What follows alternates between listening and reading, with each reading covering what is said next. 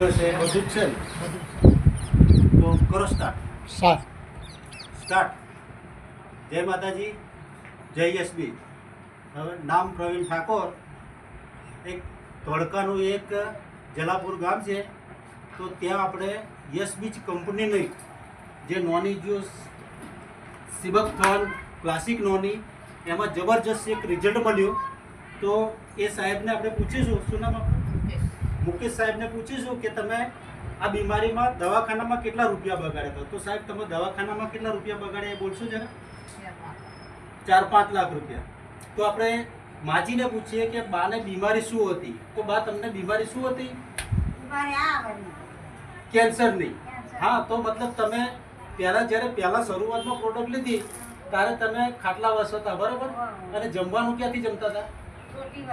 ટોટીએથી જમતા હતા. જ્યુસ ક્યાંથી લેતા હતા? ટોટીએથી દૂધ લેતા હતા, ટોટીએથી જ્યુસ પીતા હતા અને ખાટલા વસ હતા, બરાબર?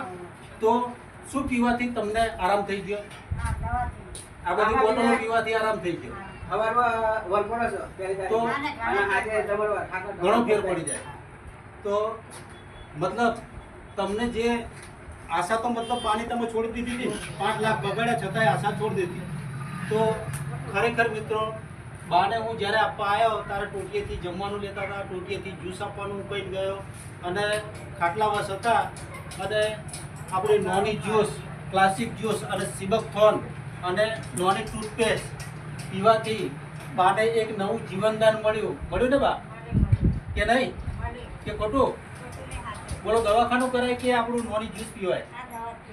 તો મિત્રો, ખરેખર આવું રિઝલ્ટ છે.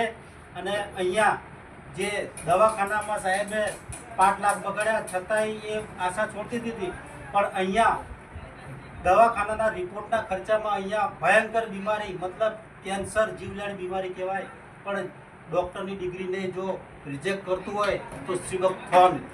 તો મિત્રો, પીવો અને પીવરાવો તો આ જે કેન્સર નામની બીમારી જ ના આવે કોઈને. જય માતાજી, જય યશવી.